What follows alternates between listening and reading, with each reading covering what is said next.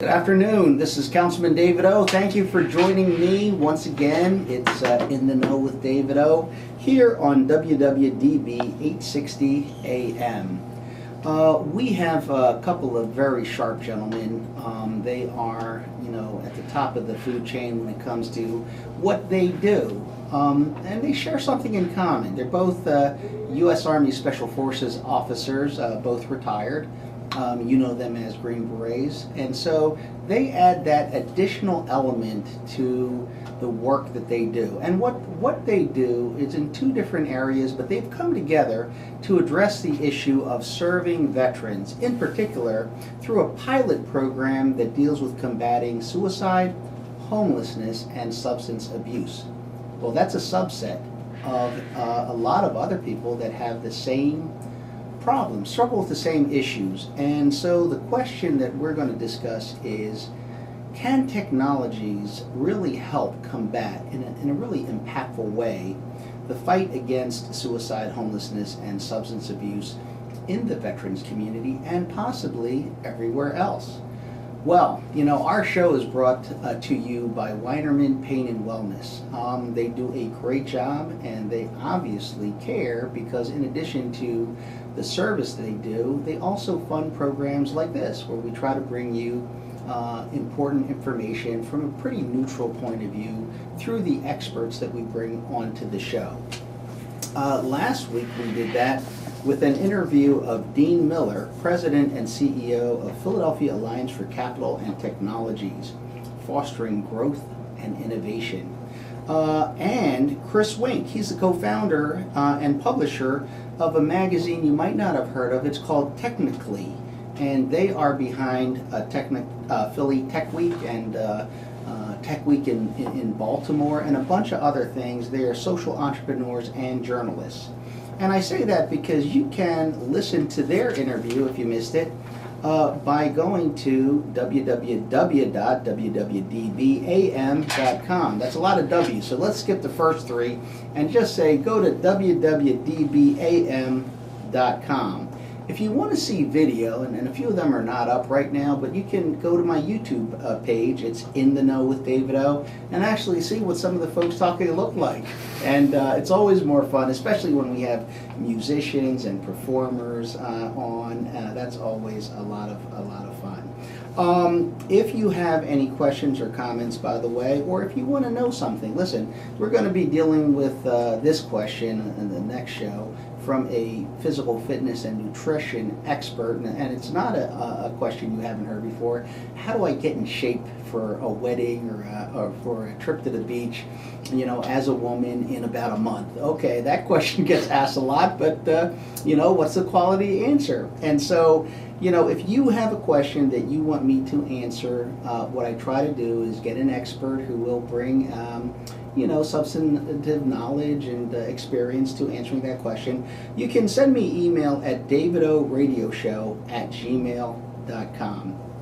And you can also check me out on Facebook at David O, or In the Know with David O Radio Show, Twitter and Instagram at David O Philly.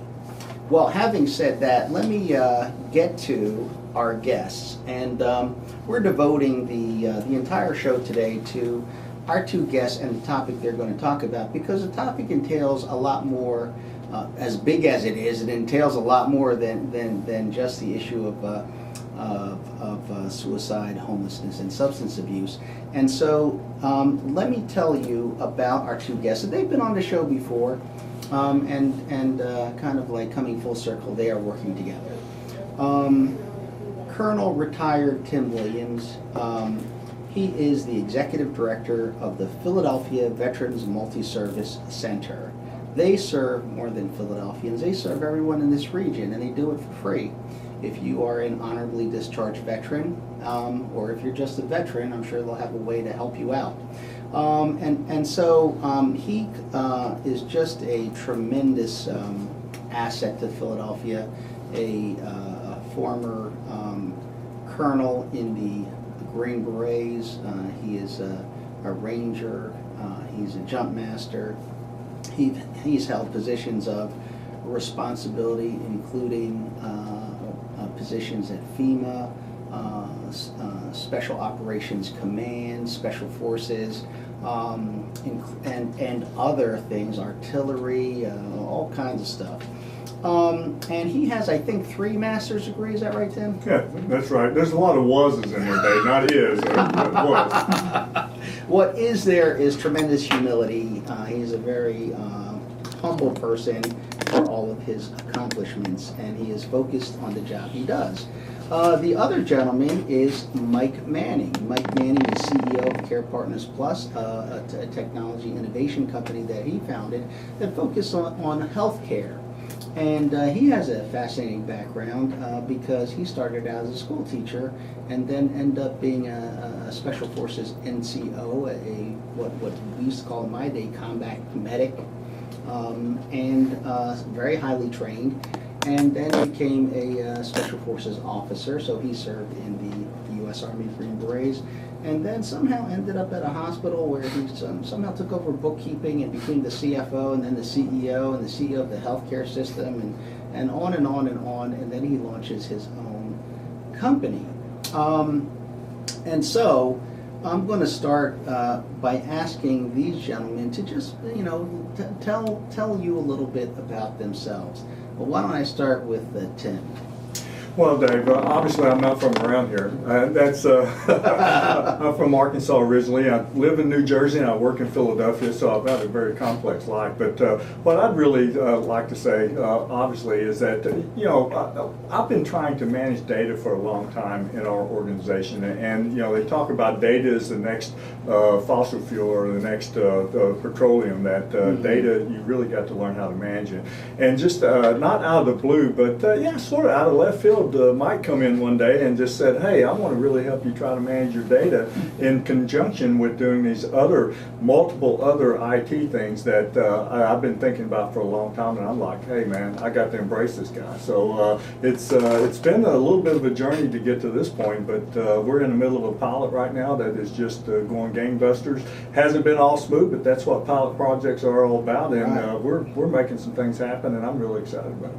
Let me ask you this for our listeners' sake. What is it that you do? What is it that the Veterans Multi-Service Center does? Well, the Veterans Multi-Service Center is a comprehensive center that we provide comprehensive wraparound services. We do everything from meals for homeless veterans to housing for homeless veterans to veteran service officers who do the interface between the compensation and pension branch of the VA and the veteran. We have a thrift store that has a 3-pronged approach to make a house a home for a veteran. We donate 50% of our stuff from our thrift store to homeless veterans in their houses.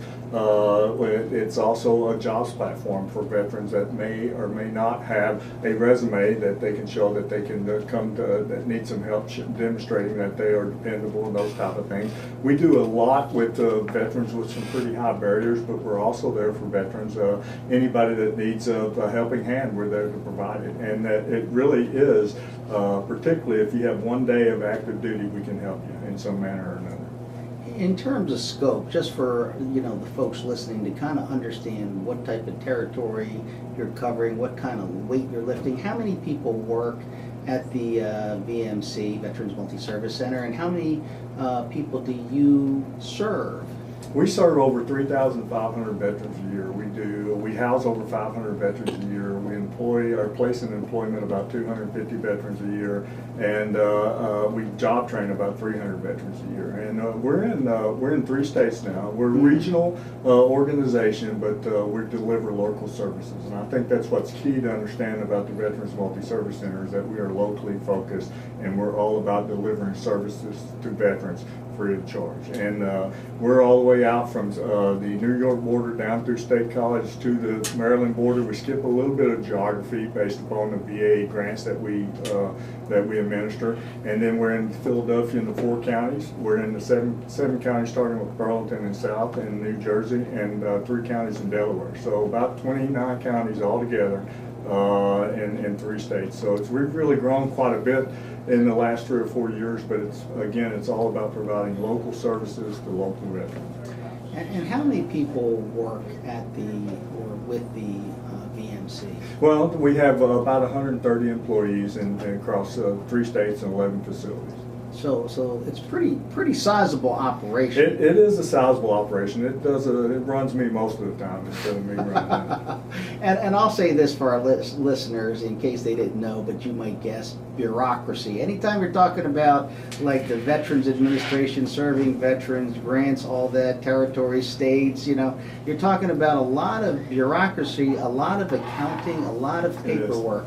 A lot of reporting requirements. We have Department of Labor grants. We have HUD housing programs. We got VA programs. We run on 4 separate fiscal years across multiple different federal and state and local agencies, and it's a very complex environment. I think it's about as complex as anything I've ever done, and I've done some complex stuff. Right. Probably with high speed stuff though. Well, high speed, low drag. You know how it is. Yes. And so going back to this point, having a population of veterans and some of the very traumatic things that they have undergone, just kind of the complexity of the emotions and other things that they're dealing with, you sit on top of this whole operation with this great responsibility, and you said the technologies will help you manage the data and deal with the data. The data is about outcomes and being able to demonstrate outcomes, and that's what's really important for us, is to be able to tell people what is our social impact, what are we actually accomplishing. And it's one thing to say, hey, we've been in business for 35 years serving veterans and we should continue to serve veterans because we've always served veterans. Well, right. Okay, that's one thing, but the other thing is, what are you doing for veterans? And by what are we doing for veterans, what are we doing for society as a whole? And and you got to have the data to produce that. It's everybody, helping veterans is a feel-good thing. Nobody can argue with that. You should do that, but right. There's a lot of folks that are out there wanting to help veterans, but you need to be able to demonstrate what is your impact, what are you doing, and how is it not subjectively, but objectively making a difference in the world today. And that's what data does for you. It really does. It's not the end all, the be all, but it is a huge piece of the pie. It really is. Right, okay. And so with that, it's a perfect time to segue into Mike Manning. And so, Mike, I'll ask you to tell our listeners a little bit about yourself and your company, and then tie it into what Tim Williams just said about the data and the technology, and what does it do for them in serving veterans? Sure. I'm 63 years old. I think that's important. So I'd like to say 63 years young. Okay. But I feel like I'm on the backside of the slope, so every day is a great day. And we really live in a great country, and I think we all have that in common. Right. So when you think about veterans, you think about the country, because our country wouldn't be where it is today, and we are the greatest power on earth without the veterans. So making America great again means that we have to protect and preserve our resources, and veterans are actually the symbol for the rest of us when we decide whether or not we're going to commit ourselves to a patriotic duty of any type for this country. So you have come up with a technology that you are sharing with the Veterans Multi-Service Center. How did this technology come about in the first place? How did you get involved in this? Because as I said to our listeners, you were a school teacher, then you were in the military, and here you are with patents and everything else. Sure. So back in 1994, the FBI knocked on my door. I was the hospital CEO in Lafayette, Louisiana. And, so when the FBI knocks on the door and shows you their badge, you pay attention like anybody else would. It was a friendly call. He was just letting me know that he was in a neighborhood and that this was the beginning of the Stark Act. And this is where kickbacks and financial schemes of the sort in healthcare became the FBI's #1 priority. Can you imagine that? Right? #1 priority, guns blazing, the whole 9 yards. Anyway, I listened very intently and wanted to make sure I was on the right side of that gentleman. Yes. But what I learned was there were a lot of things for me to think about in my organization, because the way money moves back in those days in a hospital setting, when patients pay with cash or when cash changes hands, the accountability could be much tighter. Let me just put it that way. And so it just made me think about that, and I started thinking about ways of like, well, how can we make sure that we're never in any trouble? Well, it took about 14 years for me to figure that one out. We didn't have any way from a technology perspective to apply any type of IT application. XML hadn't even been introduced yet. By 2002, 2003, I been a hospital CEO a couple of times, and by then I already had a chain of companies of my own. And once it was available, that idea, I took it back off the shelf, and I wanted to understand how I could apply it across in a national setting. And so I went to Secretary of Health, Mike Levitt. He was under Bush 2. And I introduced an idea to him, which he embraced completely, and he pointed me in a direction and said, basically, who do you want to talk to, what do you want? Because what you're bringing forward is this concept that people, patients, consumers, could actually provide information that you wouldn't ordinarily get because of the way the healthcare system's created. It ordinarily doesn't involve the direct engagement of patients when it comes to pain. It does now.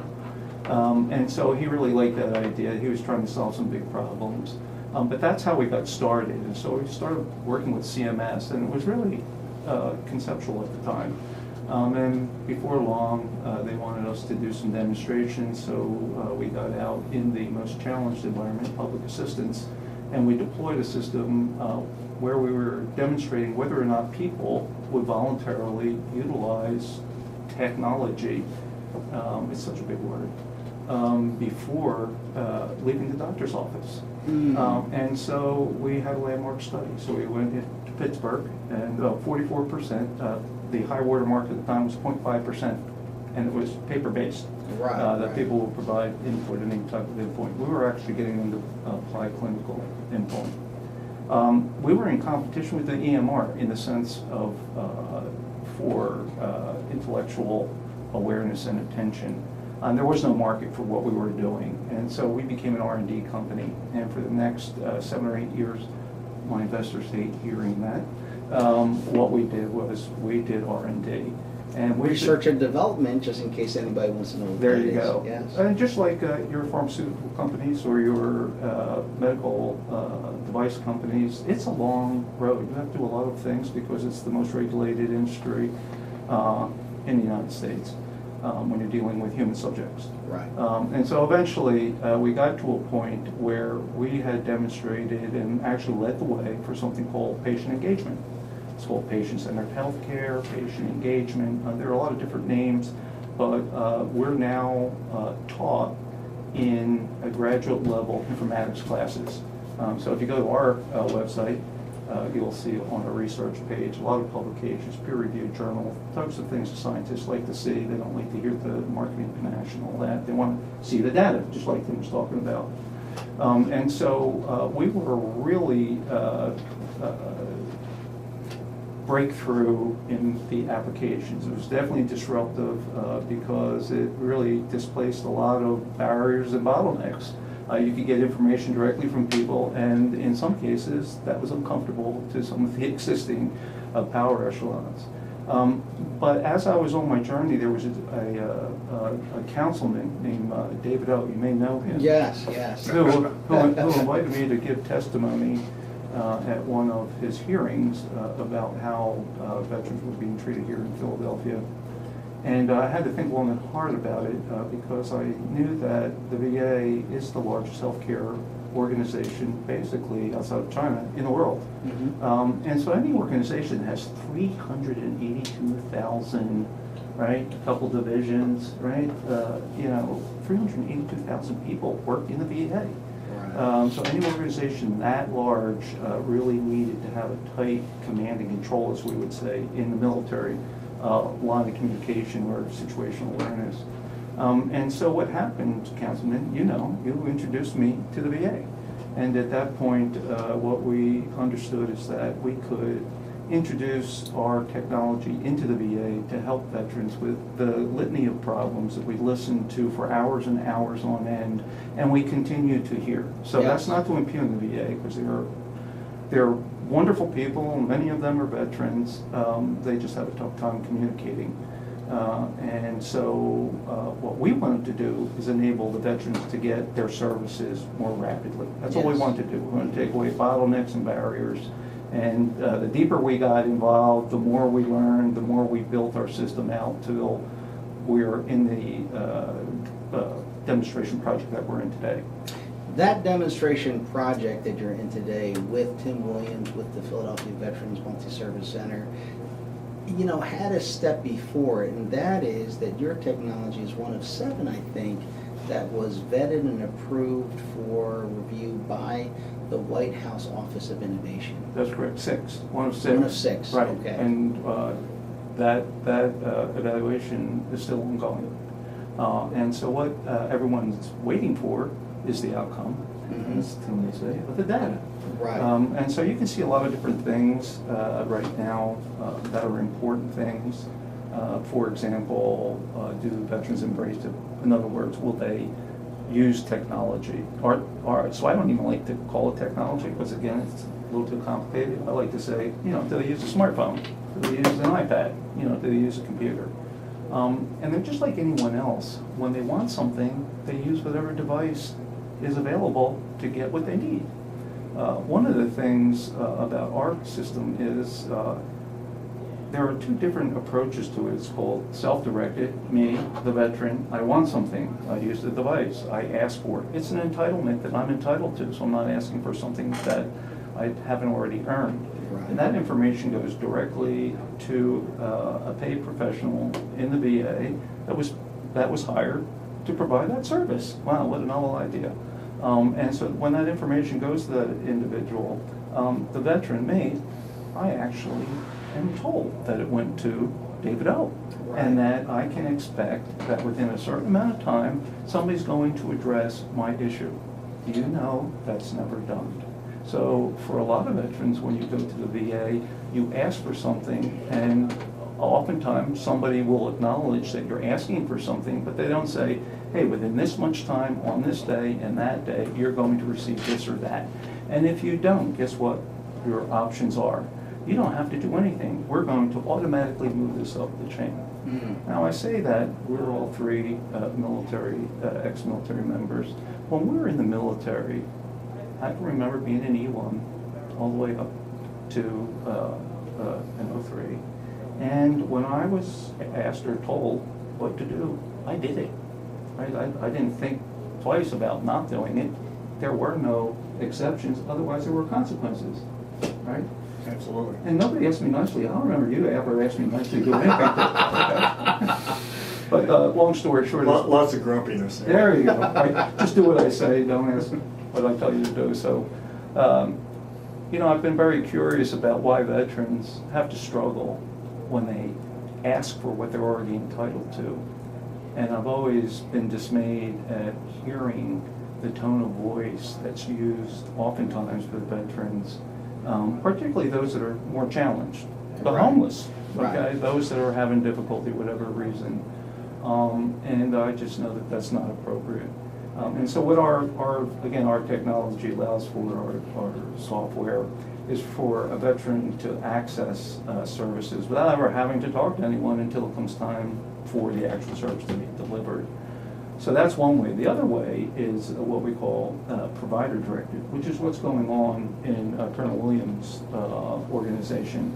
And that is taking, when a veteran comes in order to get resupplied with a shower or food or whatever the resources are they need, to keep them in a natural workflow, right? Don't create a new process over here, something extra. But while they're going through the existing process, provide them with an opportunity to communicate things that someone may not find out about until it's too late. Right. And that's really where we get into end homelessness and suicide and addiction. And you'd be surprised that people are more willing to tell a machine, a device, something that's intimate than they may tell the person across the table. But what it does is it creates an opportunity for a professional to then investigate with the veteran and bring up perhaps the issue that the veteran brought up. Now, this is all about identifying high significance problems. We don't collect anything that's arbitrary. Everything that we collect is high significance. Anything we report is, if you don't do this, something may happen consequential to the veteran or whoever's involved. So it's a real-time application that provides those kind of services. There's a lot more to talk about, but what I do want to circle back for, in terms of the Colonel's organization, so efficiency is really important to their organization, because these organizations, you know, I'm just going to say it as it is, they don't get paid much money to do what they do.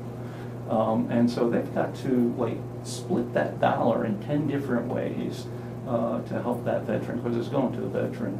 Right. So otherwise, the veteran doesn't get the services that they need. Yeah. That's it. In a timely manner. Yes. And so if you can help create efficiencies for them, so that you can eliminate bottlenecks, not that they create, but that other parties create, just because they're not connected, you can now help improve the efficiency of that organization.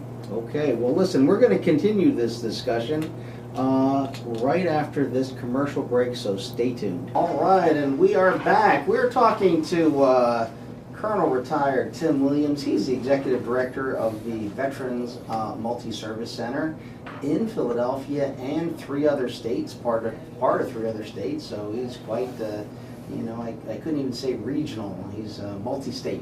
And Mike Manning, CEO of Carepartners Plus, a technology innovation company that provides avenues to better healthcare.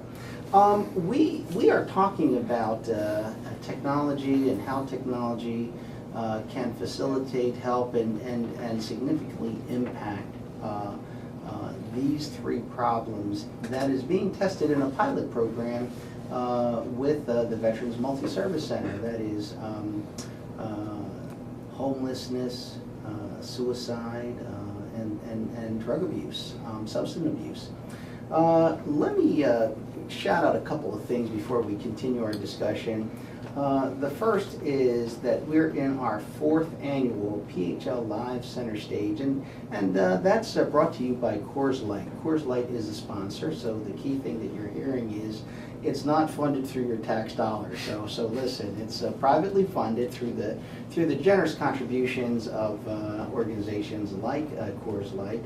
And what it is, it's really about people being the best they can. And for those who are well educated and have a great job, but really want to be something else or somebody else, here's an opportunity. But especially for those who are talented and may not have an avenue to being the person they want to be, a musician, for example, here is an avenue. It's free. You just simply upload your YouTube video of your musical performance to our website. It's www.phlive.org. It's free. There's 10 categories, and we have Grammy Award winners, Grammy nominated music industry leaders who will review those videos, make a selection of 5 finalists, and the 5 finalists perform live in some of Philadelphia's finest music venues, and then winners are selected, and there's $11,000 in prize money, as well as free studio recording time and other great opportunities.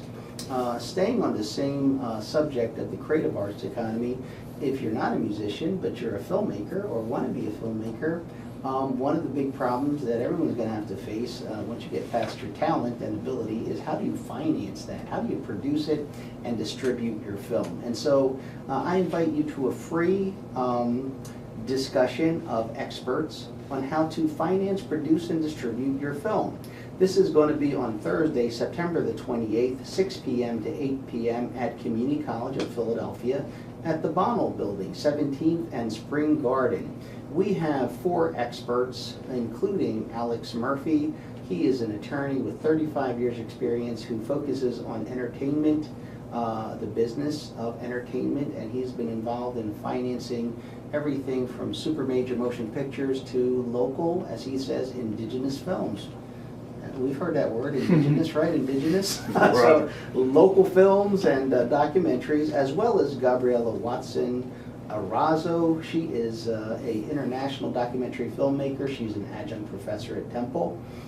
Devin Hampton, who is a filmmaker, right now out getting his film funded, and Rel Daldo, screenwriter, film director, and producer. And then finally, kind of keeping on today's topic, I would like to really encourage everyone, and I know a lot of our listeners, you know, are patriots and really appreciate our nation and appreciate those who provide the wall between us and the bad guys that help us to be a free country. And kind of at the tip of that spear are the U.S. Army Green Berets. The U.S. Army Special Forces, known for wearing the Green Beret. And so we have an event on Friday, October the 6th, and it is an event to raise money to support the Green Berets through their scholarship fund. Listen, these guys put their lives at risk, and we could put their minds at ease by letting them know that their children and their dependents are taken care of in terms of what is very important to them, having a great future in the land that they defend. And that is through the scholarship fund that helps them, you know, get a good education. I'm proud to say that former Governor and Mayor Ed Rendell will join us, the Speaker of the Pennsylvania House, Mike Turzai. Our former Undersecretary of the Army, Congressman Pat Murphy, will be joining us, as well as these great speakers, including a Virginia delegate and former Green Beret, Nick Freitas, Sergeant Major Albert Slegoski, who, by the way, not only did 5 tours in Vietnam and fought in the Korean War, he also escorted President Kennedy's casket. Of course, Mike Manning, CEO of Carepartners Plus, who's joining us today to tell us, to talk to our group there about healthcare and healthcare innovation. By the way, Colonel Tim Williams is the first name you see on our host committee. There are a bunch of others: Lieutenant Commander Ryan Peters, Terry English, Special Forces Charitable Trust, Matt Weintraub from the Bucks County DA's office, and so many others. Terry Williamson, Philadelphia Vietnam Veterans Memorial. Friday, October 6th, 6 p.m. at the Saigon Maxim Restaurant, holds about 350 people. 6th and Washington Avenue, 6th and Washington, free parking. It's $65 per ticket. Look, we don't make a lot of money on these tickets, so bring your wallet. We will have great auction items, raffle items. American Dinosaur, you know, one of our sharp rising rock bands, will be performing. International DJ Casper, the 2nd Street Irish Society Pipes and Drums, and by the way, WBC WBA World Boxing Champion Danny Swift Garcia will be making an appearance as well. And we're still working on it.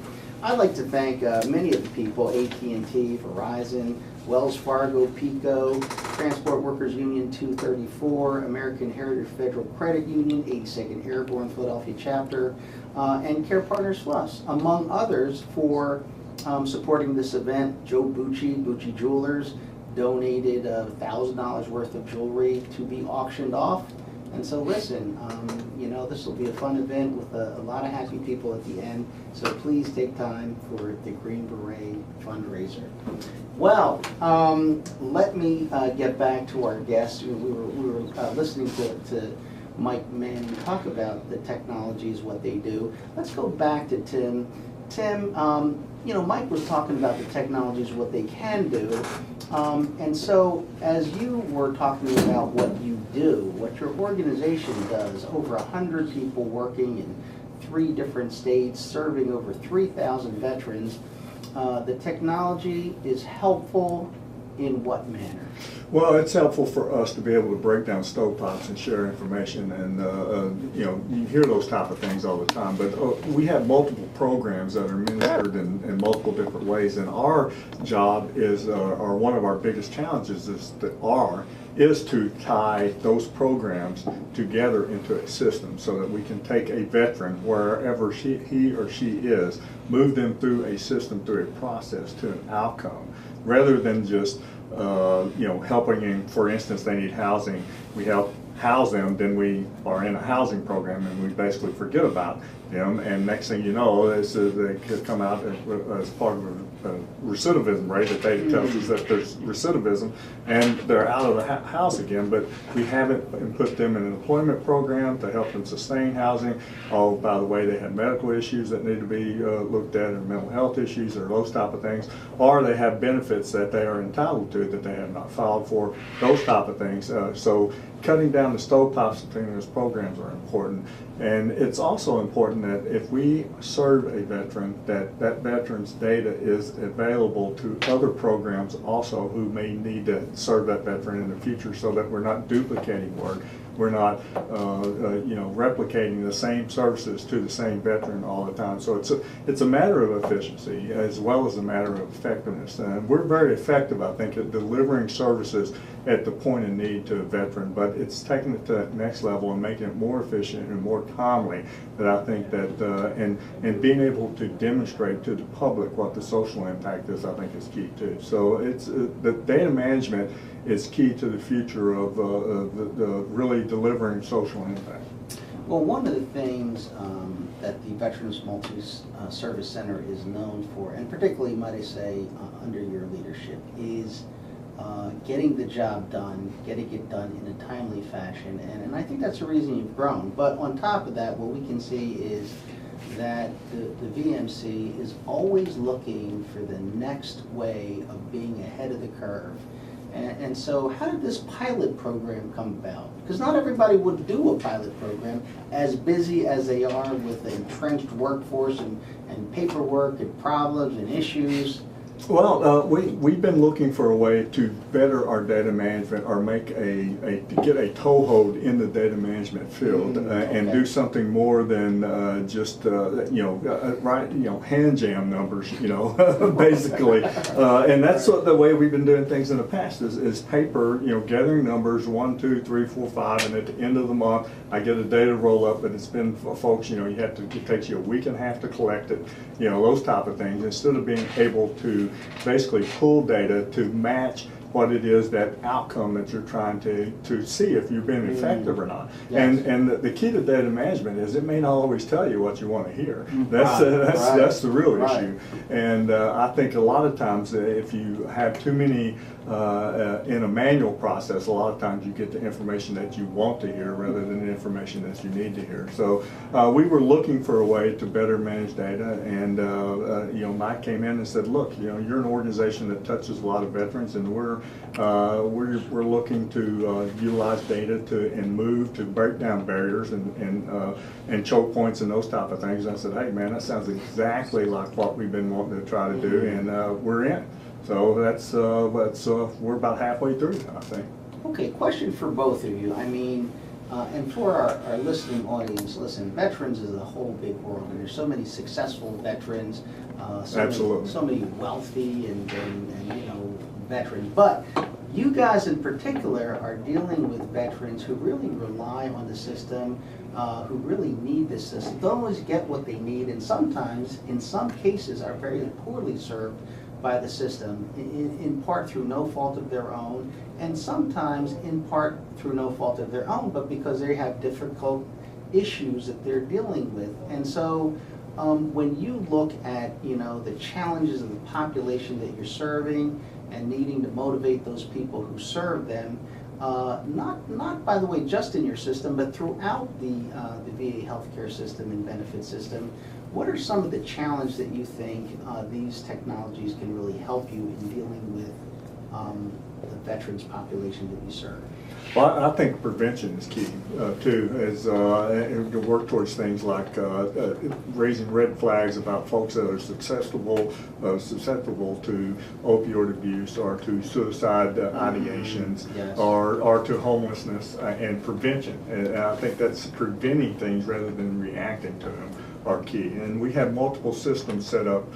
The government is known for reacting to things, and as well they should, but not so known for preventing things. And I think that's something that we need to move towards in the future, is prevention rather than reaction, and also sustaining the goals that we've already accomplished. For instance, we've housed a coalition in Philadelphia in the last 3 years, a coalition to end veterans homelessness, which is an array of federal agencies, state agencies, local agencies, and nonprofits came together and have housed over 1,900 veterans, homeless veterans, yes, in the last 3 years.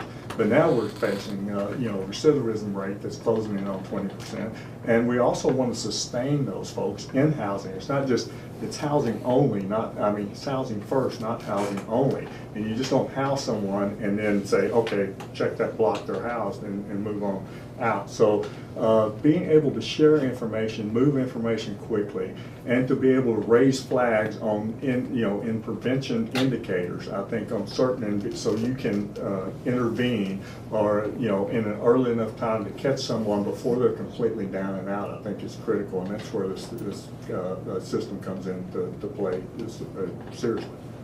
Okay, and I'm going to read this statement for our listeners, and it's talking about suicide, homelessness, and substance abuse. Quote, to end these epidemics, they must be prevented. To prevent them requires early detection and rapid interventions, end quote. Mike, how does your technologies do those things? Well, first of all, Colonel Williams described the system extremely well. Thank you for that. Truly. Everyone doesn't understand it as well as he does. So, that's thank wonderful. you for that, Mike. So the long story short is what you try to do is not create a new process. You try to stay within the natural flow of things. So in the case of veterans that are coming into the multi-resource center, they're ordinarily providing information when they come in, whether it's about current issues or an update of information. That's an ideal opportunity to capture their state of mind. And so you can ask a few questions. These are tools that have been tested by the leading mental health professionals in the country. And you can ask a couple of questions and identify whether or not they're in any imminent threat. And you can do the same thing on the addiction side. And so for those people that are interested in getting help, they're finally to that breaking point, they want help, they want to fight back, it's an opportunity for them to raise their hand. We're grown men and women, and so it's a very difficult thing to do this. Sometimes people talk about, reintegrating as though it was a 1, 2, 3 step. But right. It's probably the most difficult challenge that people have. I listen to the stories. I'm based out of DC for the pilot, and gee whiz, I thought that I could overcome most obstacles. And when I listen to some of the stories that a lot of the population that I interact with share with me, I just can't fathom being able to pick myself up as often as they've had to. And for them to keep trying, I would keep putting my hand out every time because it is no easy task, and it's unfortunate that they're in that circumstance.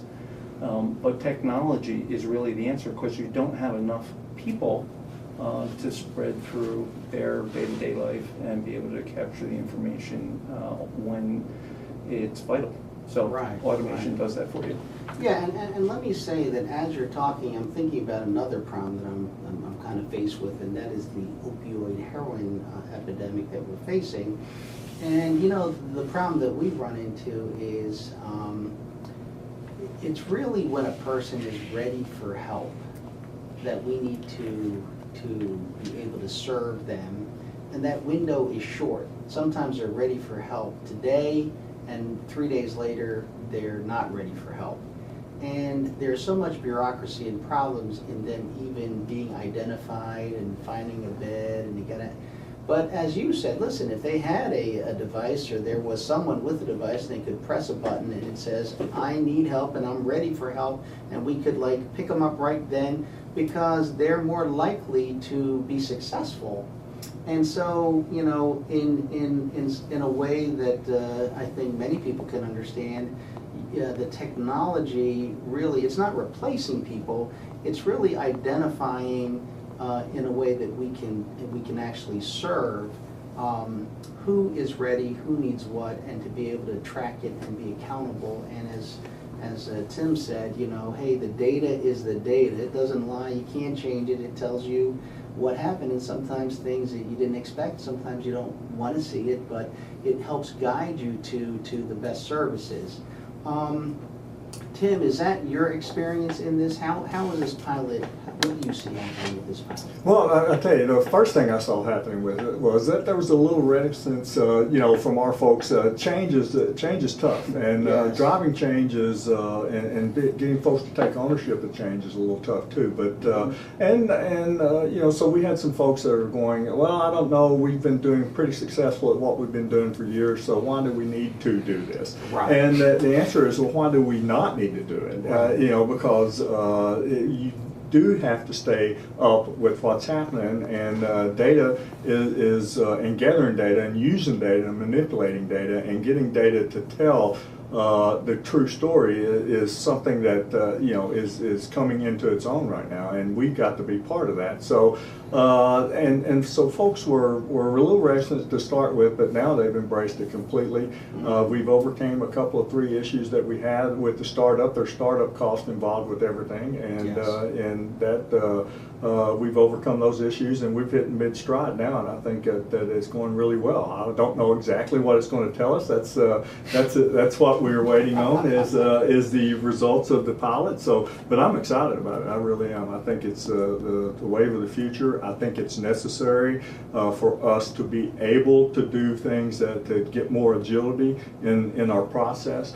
Make our process more. I believe our processes are effective now, but making them more efficient and making them more agile so that they can react in time to catch that person, as you said, Yes. when they are ready at that point of need. And I think there's another point that I'd like to say is that, you know, veterans represent our entire society, you know, and there are plenty of veterans, as you said before, that are extremely successful, that have no problem with transition and move on into lucrative careers and those type of things, just like there are folks in society that do that. But there are, you know, just as there are folks in society that are at danger of homelessness or homeless, that have issues with substance abuse, that have issues with thoughts of suicide and those type of things. So do we have veterans that have those same issues, and that's what we're here to do primarily, is to serve those veterans who have high barriers, who have issues, who may not be able to deal with you know, the various things that society of today throws at them. That's the kind of what we concentrate on. Not necessarily, we're not here to say that all veterans have issues. That's for sure. That's not true. But there are, as with our regular population, there are some veterans that need a lot of help, and we're here to do that. That's what we're about, is providing services to veterans. Okay, fantastic. Well, listen, we're going to take our last commercial break, and when we come back, we'll get the final word on all this from Tim Williams and Mike Manning. All right, we are back with just a couple minutes left, and so I'd like to ask Mike Manning, what is the next step? What comes from this pilot program for the technology and for what you're trying to do? Sure. First of all, I'd like everyone to know that the name of the software is Get Vets Help. Get Vets Help. The conclusion of the pilot will be in about 2 weeks, and at that time, what we'll do is be able to identify the number of issues or problems that veterans were able to communicate, and the interventions that occurred as a result. So you can identify how many problems you were able to avoid, as well as being able to identify the number of veterans that voluntarily participated. And naturally, all of the recommendations that will come from the individuals that we're collaborating with, people at Colonel Williams' organization, as well as the VA here in Philadelphia. A shout out to Casey McCullough, who really is top drawer in terms of case management for our veterans. Yes, she And is. It's really true. and a counterpart of hers will be Kevin Morton in DC yes. at the VA CRRC. And then again, the people that are walking the streets, the case managers that are walking the streets in Bucks County and also in Camden, New Jersey. So actually, we're about to get a acknowledgement and endorsement from the top 4 veteran service organizations, so we're excited about that. So I'll be happy to come back and tell you what the results are with Tim, so we can tell you whether or not it was worthwhile or not. Okay, and Tim, I know that you got a big fundraiser coming up. When is that? Well, we got a golf outing that's coming up on the 18th of September, next Monday, and we're always looking for donations, of course, you know. And if folks want to check us out, they can go to our website, which is Victor Mike Center, VMCENTER.org, and I just want folks to know that we're always ready to veterans better off when they come to see us than they are when they leave. They're better off when they leave. All right, thank you. Sorry about that. Okay. Cool.